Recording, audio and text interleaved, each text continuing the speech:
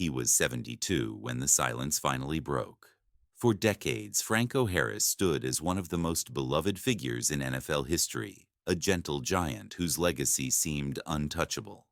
Fans saw him as the calm centerpiece of a dynasty, the man behind the most iconic play the game had ever witnessed. But behind that calm exterior lived a collection of truths he never spoke aloud. Truths shaped by betrayal, quiet resentment, and fractures inside a dynasty that looked perfect from the outside. The world remembers the immaculate reception. What they do not remember is the storm that followed him for the rest of his life.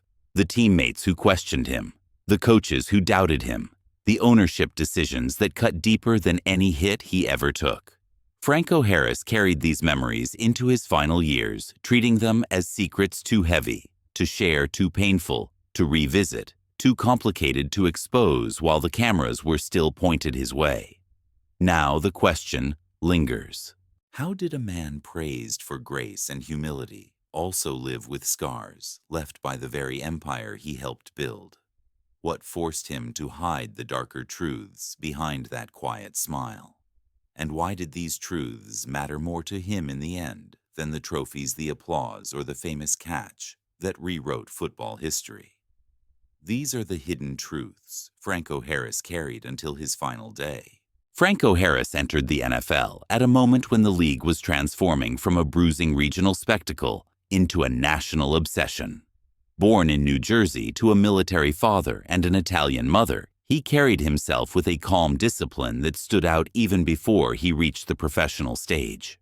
When the Pittsburgh Steelers drafted him in the early 1970s, few could have predicted that this quiet young man would become the symbolic heart of a dynasty. Yet from the moment he walked into the locker room, veterans sensed a presence that did not need to be loud to command attention. He became the engine of a franchise built on physical force and defensive intimidation. His running style was smooth and patient, almost serene in contrast to the chaos that surrounded him on every snap. The steel curtain smashed through opponents. Terry Bradshaw launched deep throws with a gunslinger's confidence. Lynn Swann and John Stallworth soared through the air like performers on a grand stage. Through all of it, Harris remained the steady rhythm beneath the noise, moving the chains, controlling the tempo, and wearing defenses down with a precision that felt more surgical than violent. What made him different was not only talent, but temperament. Harris never acted like a man who needed the spotlight. His teammates chased glory and headlines. He appeared content with quiet contribution. Fans saw humility. Coaches saw reliability. The front office saw a cornerstone. Yet beneath those layers was something more complicated. His politeness often masked frustration. His calmness sometimes concealed conflict. Even during championship seasons, Harris experienced moments where he felt undervalued, overshadowed, or misunderstood by the very machine he helped keep alive. The Steelers' dynasty operated on tension as much as talent. Personalities clashed, egos flared. Voices inside the locker room were not always aligned with voices inside the front office. Decisions about contracts, play calling, and leadership often created invisible fractures. Franco Harris was placed at the center of those fractures more frequently than the public ever realized. His relationship with coaches shifted as the team evolved. His connection to ownership grew complicated as negotiations and politics entered the picture. His bond with certain teammates deepened while others grew distant. Through it all, Harris gave the appearance of serenity. His public image became that of a gentle warrior. To fans, he represented dignity. To the media, he represented stability.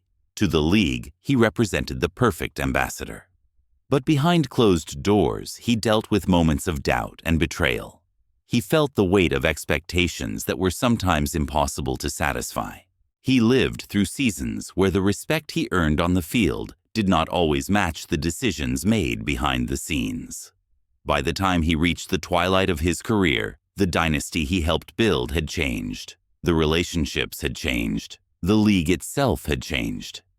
And in the quiet spaces between games and seasons, Harris began to understand that some of the most defining moments of his life were not the touchdowns or the iconic catch. They were the conflicts he never spoke about, conflicts that shaped the man he became. Chuck Noll was a coaching legend whose quiet authority shaped the greatest dynasty in Pittsburgh history. He was disciplined, analytical, and famously unsentimental.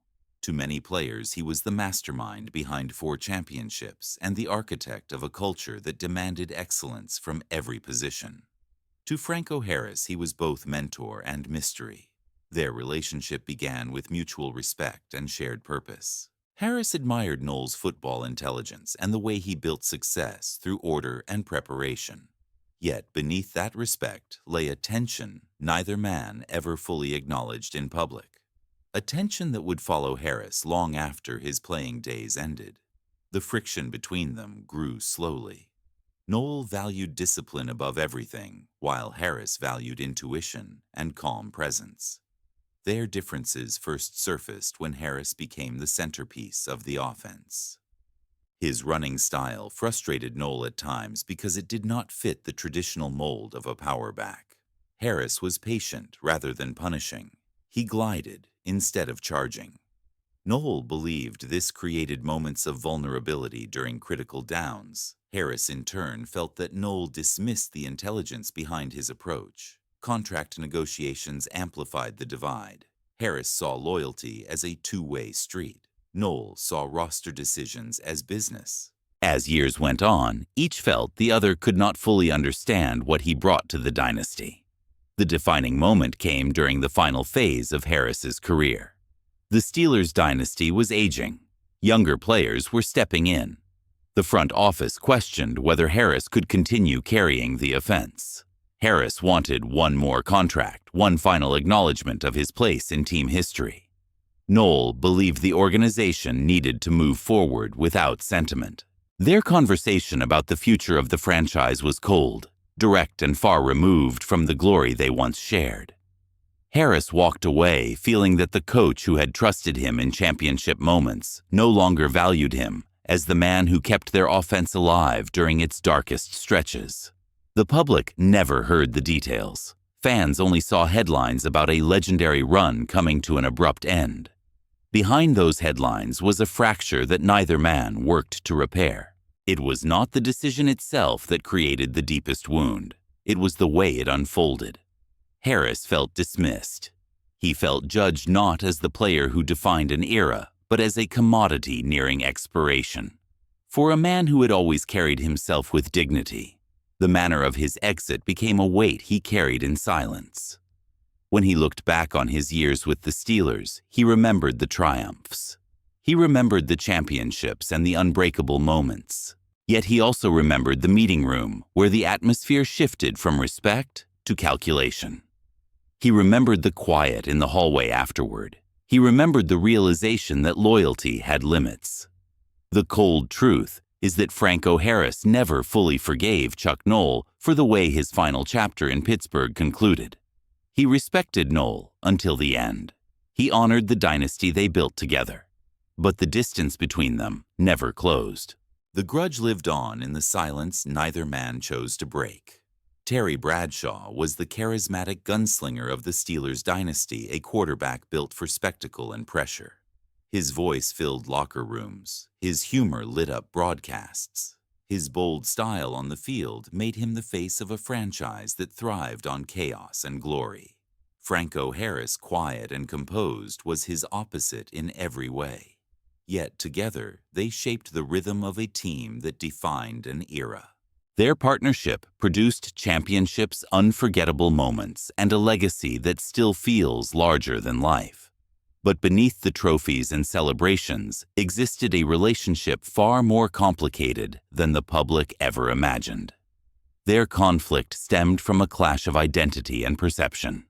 Bradshaw believed he carried the weight of expectation as the quarterback, taking blame for losses and scrutiny from the media. He felt that Harris, shielded by his calm demeanor and consistent production, often escaped the harsh spotlight that followed the passing game. Harris, in turn, felt Bradshaw undervalued the discipline and patience of the running attack that stabilized the offense during the quarterback's lowest weeks. The divide grew deeper as fame swept Bradshaw into national attention, while Harris maintained a quieter path. Both respected each other. Both needed each other. Yet neither fully understood the pressures the other carried. The symbolic rupture came near the end of Franco's career, when the Pittsburgh media swirled with questions about loyalty, productivity, and aging stars. Bradshaw had always been careful with public comments, but during one interview, he suggested that the team should move on when players no longer delivered at championship level.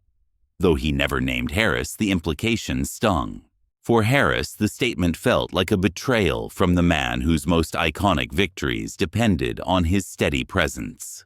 For Bradshaw, it was a practical acknowledgement of how the league operated. The press magnified the moment. Headlines framed it as a quarterback distancing himself from the running back who helped define his success. Harris remained quiet in public, but the silence carried a weight that revealed everything he felt. From that point forward, the connection between them shifted. They played their roles. They spoke politely. They honored the past. But the closeness they once shared evaporated into something colder. The public believed their dynamic was unbreakable, but inside the locker room, the fracture lingered. Harris felt that Bradshaw had chosen convenience over loyalty. Bradshaw felt misunderstood, insisting that his words reflected the business side of football rather than a personal attack. Neither man tried to bridge the gap. Their personalities were simply too different, their worlds too distinct. The quarterback lived in the spotlight. The running back lived in the shadows. That difference, once a balance of strength and calm, eventually became a quiet barrier that neither crossed again. The cold truth is that Franco Harris carried a subtle but lasting disappointment toward Terry Bradshaw. He never hated him. He never discredited his accomplishments. He simply accepted that their bond had limits. The chemistry on the field never returned off the field. The grudge remained unspoken, preserved in the space between two legends who once needed each other more than either cared to admit. The Steelers' front office was a machine built on calculation stability and long-term vision. Through the 1970s, it constructed the greatest roster in football, a collection of talent so deep and precise that it reshaped the league. Franco Harris was one of its foundational pieces. His production reliability and calm leadership made him a symbol of what Pittsburgh football represented. But for all the success they shared, Harris's relationship with the front office was more fragile than fans ever realized. Behind closed doors, respect often intertwined with tension, misunderstanding, and decisions that cut deeper than statistics could explain. The root of the conflict was the gap between value and perception. Harris believed his contributions were essential to the identity of the franchise. The front office, bound by the cold arithmetic of roster construction, believed no player was above the long-term interests of the team. As Harris aged, those interests shifted. Negotiations became increasingly impersonal. Talks about his future revolved around numbers rather than legacy. Harris felt the tone change first. Executives spoke less about loyalty and more about budgets, cap figures, and younger talent waiting behind him. What once felt like partnership began to feel transactional. He did not crave privilege. He craved acknowledgement. The front office operated by principles, while Harris lived by relationships, creating a friction that grew year after year. The defining fracture came during the final offseason of his Steelers career. Harris chased a milestone that mattered deeply to him, a record that would immortalize his place in franchise history. The front office viewed the pursuit with skepticism. They questioned whether the roster could support sentiment at a time when competition demanded ruthless efficiency. Meetings were brief and direct. Offers were far below what Harris expected. Executives spoke in the language of decline, while Harris spoke in the language of legacy. The emotional distance widened. Reporters sensed tension, but never heard the full story. Then came the decision that stunned the fan base. Pittsburgh refused to match a modest contract offer from another team, effectively ending Harris's time with the Steelers, without ceremony or honor. The man who helped bring 4 championships to the city was ushered out with a whisper rather than a tribute. Harris rarely discussed that moment publicly, but privately it shaped his understanding of what loyalty in football truly meant. He had spent his career believing that integrity and consistency would be repaid with respect. The front office operated by a colder truth. Dynasties survive by cutting ties before sentiment delays progress. Harris understood the logic, but the pain remained. He felt that the people who once celebrated his composure and reliability had reduced his value to a ledger line.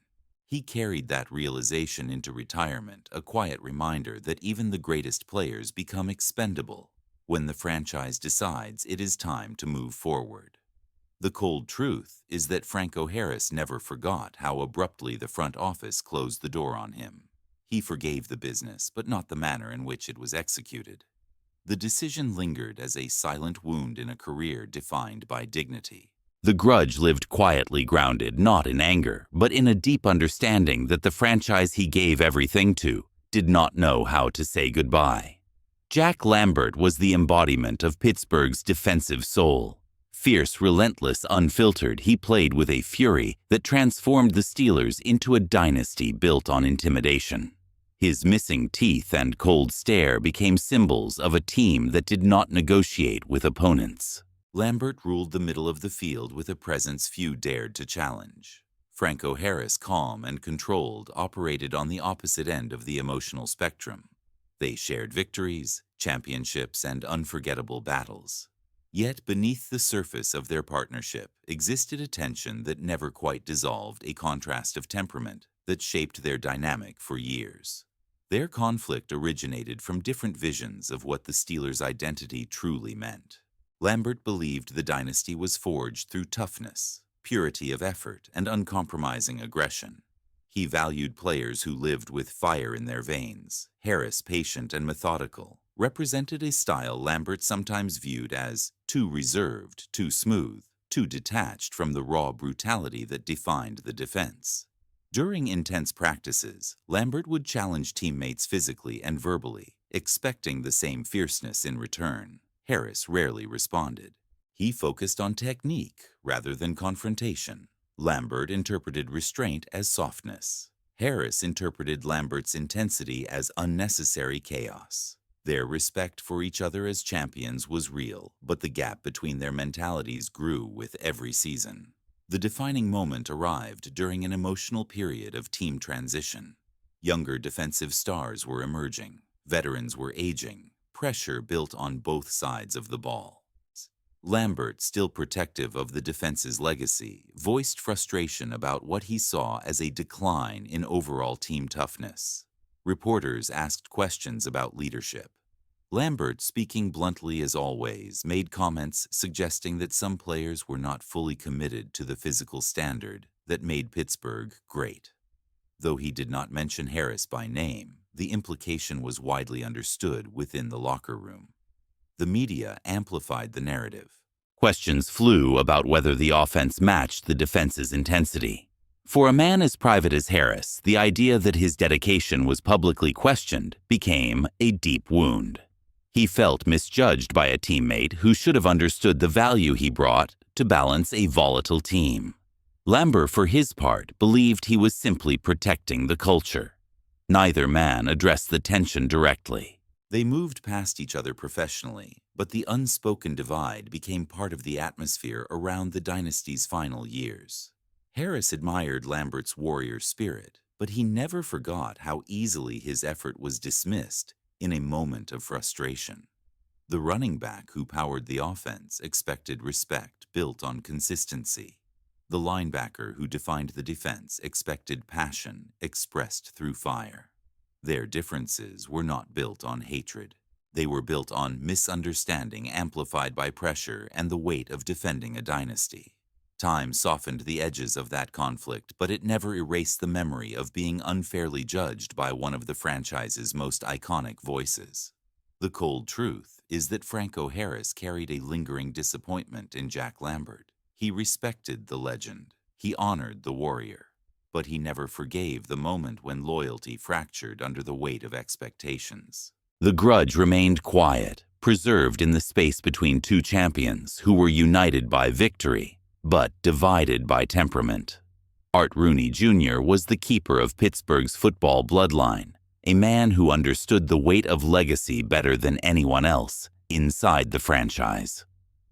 As the son of team founder Art Rooney Sr., he carried both authority and expectation.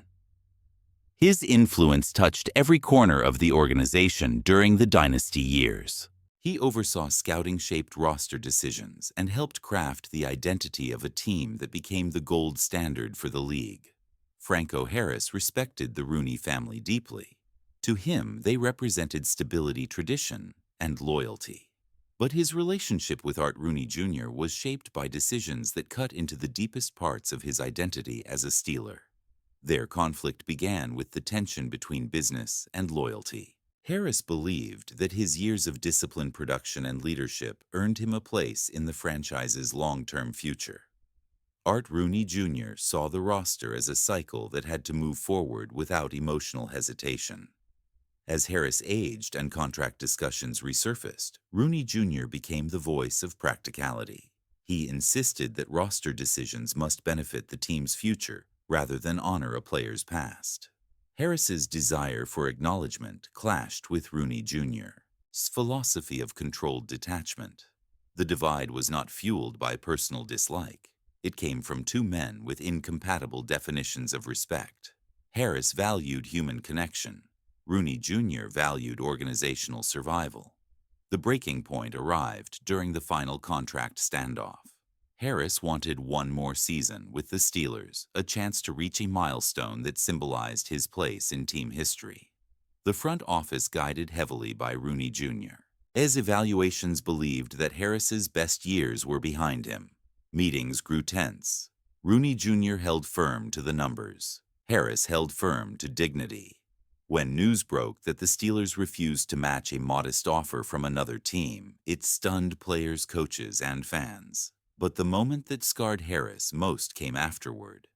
Rooney Jr., speaking to reporters, framed the decision as necessary, stating that sentiment could not stand in the way of progress. Though factual, the tone cut deeply. Harris felt reduced to a statistic. The organization he helped elevate to greatness dismissed him as if the past carried no emotional value. When he left Pittsburgh without a ceremony or final tribute, the absence of closure became a lasting shadow over his legacy. Harris never spoke publicly with bitterness. He remained gracious in interviews and continued representing the team at public events. But privately, those close to him understood the truth. The separation from the Steelers was not about money. It was about the meaning of loyalty. Harris believed that a franchise built on tradition should honor its foundational figures. Rooney Jr. believed that tradition survived only through difficult, unsentimental decisions. The two men lived inside the same dynasty, but saw the world through different lenses.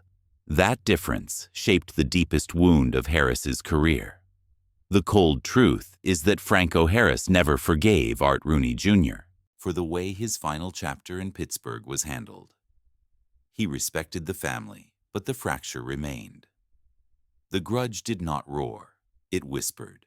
It lingered through the years as a reminder that even legends are vulnerable when the business of football decides it is time to move on. Rocky Bleier was one of the most inspiring figures in Steelers history, a man who returned from devastating war injuries to reclaim his place in the backfield. His determination became a symbol of Pittsburgh's spirit. For years, he and Franco Harris shared carries responsibilities and the physical punishment that came with playing in the most demanding offense of its era. Their partnership looked seamless to the public. Fans believed they were brothers forged by adversity and victory. In many ways, they were. But even the strongest bonds can develop fractures, especially when expectations and recognition collide in subtle, unspoken ways. The tension between them grew from contrasting paths to respect.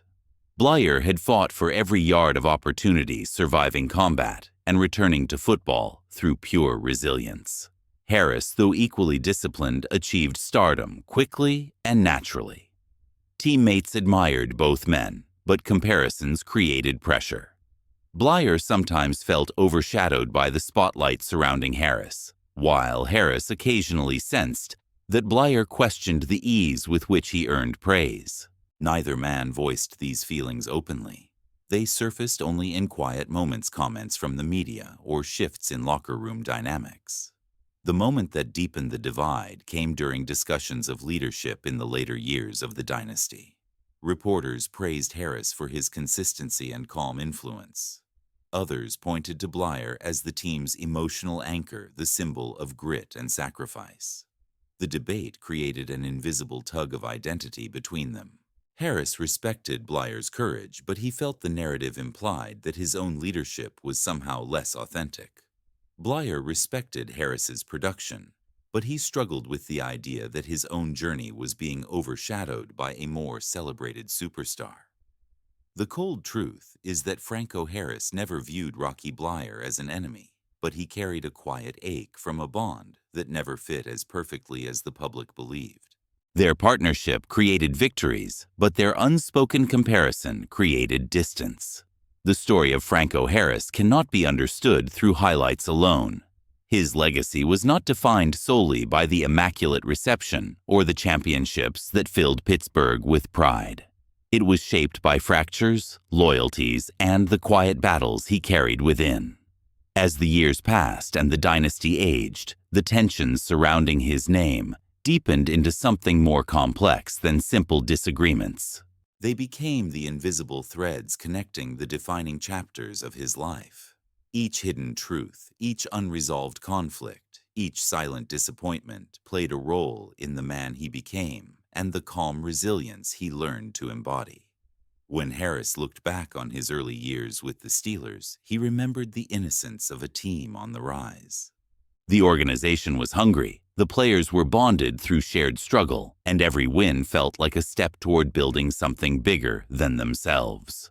But success created shadows. It magnified differences and amplified expectations. Harris found himself pulled between roles that were both essential and conflicting. He was asked to be the steady anchor when chaos threatened the offense, the reliable engine when the defense dominated headlines, and the quiet leader in a locker room full of larger voices. Those responsibilities defined him, but they also isolated him. Under the surface of every triumph was a man who felt the weight of being both praised and misunderstood. The conflict with Chuck Noll revealed the cost of discipline without sentiment. Their relationship began with mutual trust, but ended with an unspoken divide that neither man worked to repair. Harris carried the lesson forward. He learned that respect in football could be conditional, shaped by the cold momentum of time rather than the warmth of shared achievement. With Terry Bradshaw, he discovered the fragility of partnerships built on complementary roles. Their chemistry on the field created moments that defined an era, yet off the field, their differences created distance that never fully closed. With Jack Lambert, he experienced how contrasting temperaments could distort perception. A man who admired his calmness questioned his toughness, leaving a wound born not of hatred, but of misunderstanding. And then came the front office. Harris's relationship with executives taught him that loyalty could be overshadowed by strategy. Decisions made in meeting rooms carried consequences that outlived careers. The most painful lesson of all came from Art Rooney Jr., whose approach to business stripped the final years of Harris's Steelers life of the dignity he felt he had earned. The abrupt ending, the absence of ceremony, and the public framing of his departure created a regret that followed him into retirement. For a man who valued honor and respect, the closing chapter of his time in Pittsburgh became a silent ache that never faded. Even his bond with Rocky Blyer, a teammate admired throughout the city, revealed the complexity of shared success. Their partnership helped build a dynasty, yet comparisons between them fostered quiet tension. Harris respected Blyer deeply, but the unspoken competition for recognition shaped their connection in subtle ways. These interpersonal struggles were not explosions of hatred. They were quiet, layered truths that lived beneath the public image of unity and triumph. Yet through all of this, Harris remained steady. He did not lash out, and he did not rewrite history for comfort. Instead, he carried the lessons within, shaping a philosophy grounded in dignity. His ability to endure disappointment without bitterness became a defining part of his diurnal life. Fans saw his calm nature as a sign of unwavering grace. In reality, that grace was learned through hardship, not gifted at birth. It was forged in meeting rooms after difficult conversations in locker rooms filled with unspoken tension, and in the silent spaces where he processed the fractures others never saw. In the years after his retirement, Harris continued to serve the community, represent the franchise, and maintain his place in the public heart. Even as he aged, even as memories faded, he chose gratitude over resentment. He understood that his legacy was not tied to how he left the Steelers, but to how he carried himself through the decades that followed. When he passed away in 2022 at the age of 72, the city mourned not only a legend, but a man whose dignity survived everything the game had thrown at him. The truth is that Franco Harris's legacy is deeper than the catch that made him immortal. It is built on resilience in the face of unspoken wounds, on strength masked by gentleness, and on the quiet endurance of a man who gave everything to a franchise that struggled to give him the ending he deserved. His story reminds us that even the brightest legends cast shadows. And it is within those shadows that the most human truths are found.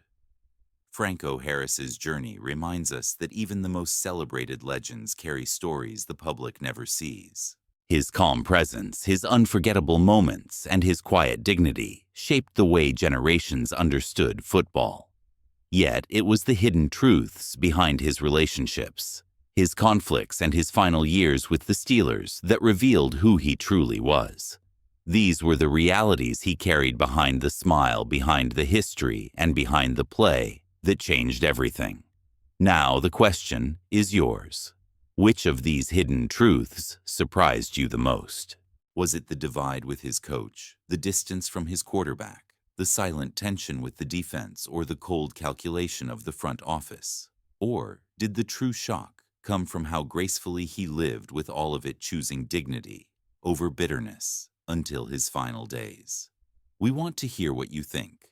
Share your thoughts in the comments and tell us which moment reshaped the way you see Franco Harris and the dynasty he helped build. Do you believe he deserved a different ending? Do you think the franchise should have honored him more openly? Or do you see his quiet resilience as part of what made him legendary? If you appreciated uncovering these hidden truths, subscribe to NFL Hidden Truths for more untold stories from football's golden age. The legends of the 1960s through the 1990s built the game we love today, and their stories deserve to be told with honesty, depth, and respect. There are more rivalries to uncover, more hidden conflicts to explore, and more truths waiting in the shadows of history. Join us as we continue revealing the chapters that shaped the icons of the sport.